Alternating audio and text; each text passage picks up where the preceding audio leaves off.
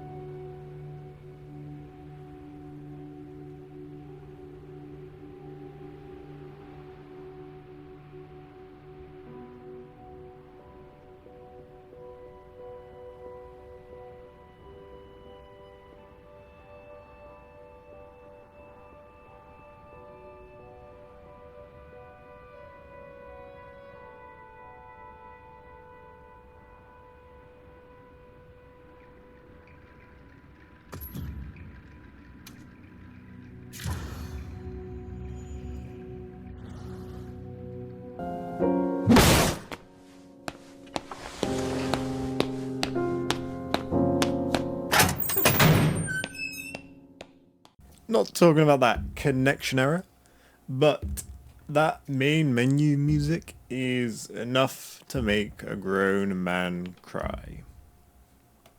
It's really fucking good.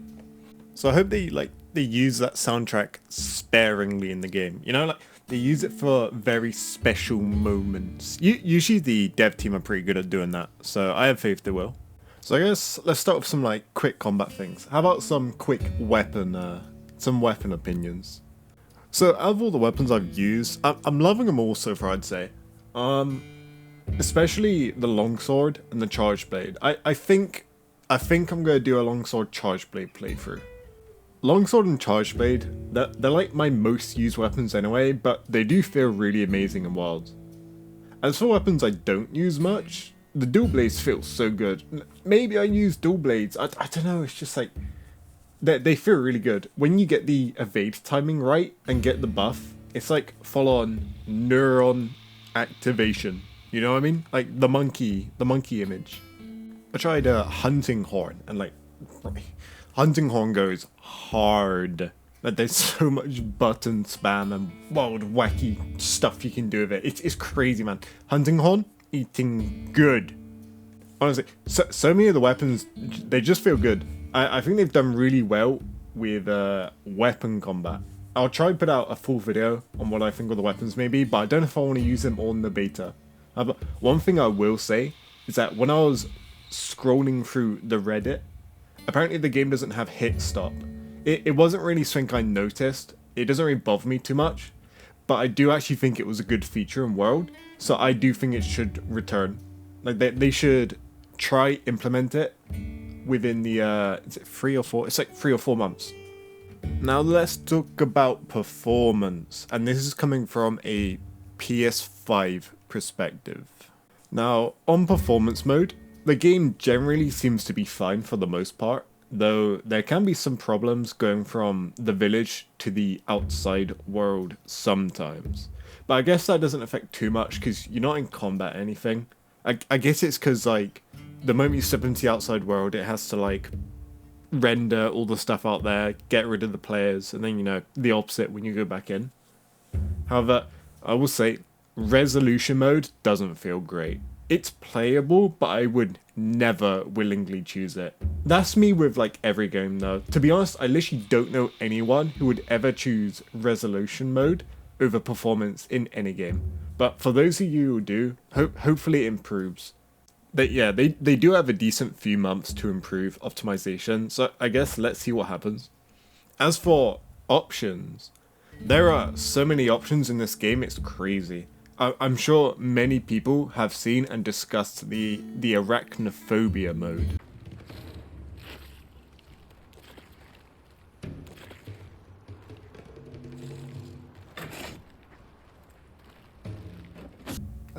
I think it's pretty neat and funny. I do wonder how Lala Bariana is gonna look with it though. Perhaps a low poly or 2 legs, I'm not sure. I'm very glad though that we have so many options. I think it helps a lot with accessibility and general just comfiness of the game. I wasn't a fan of the default side movement though, so seeing the options change that, like, it was huge for myself. To be honest, I don't really know what they're thinking with the default movement, but hey ho. Also, for some reason, auto sheath is on by default. I recommend turning it off, as it has actually killed me in combat. Like, I was gonna go for a parry, but it sheathed my weapon, and then I died to a big attack. By the way guys, if you are enjoying the video, please give it a like and subscribe. It gives you aura points, and it makes me happy. Also, comment what kind of stuff you've enjoyed about the demo, and you can't wait to see in main game, or stuff you want to see in the demo and want to see in main game. Now, let's continue. So I suppose I'll do a brief mention for this, but character customization in this game is amazing. If you played Dragon's Dogma 2, you know how good the character customization was in that, and this is basically the same. There's some crazy things I've seen people do with this, so feel free to spend like, maybe like an hour, 2, 3, 4, 5, spend some time in it. Now as for the map, I think the map's amazing. There's like so many cool views and scenery.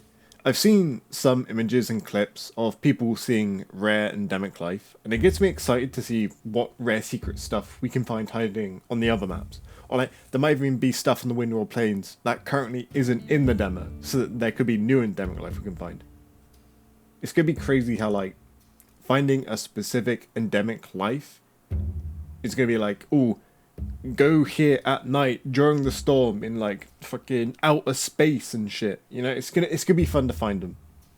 You can also find some monsters doing some cool things, such as this.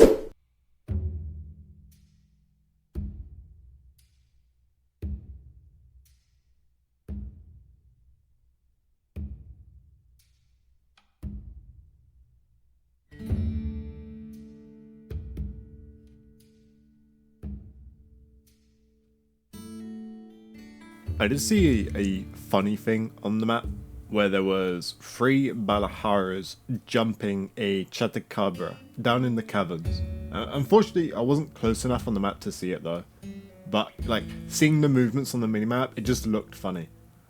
One criticism I will say though is that whilst the weather change is really cool and it looks pretty, the transition is way too fast. It's like 1 second it's sunny, and then half a second later, there's just a storm.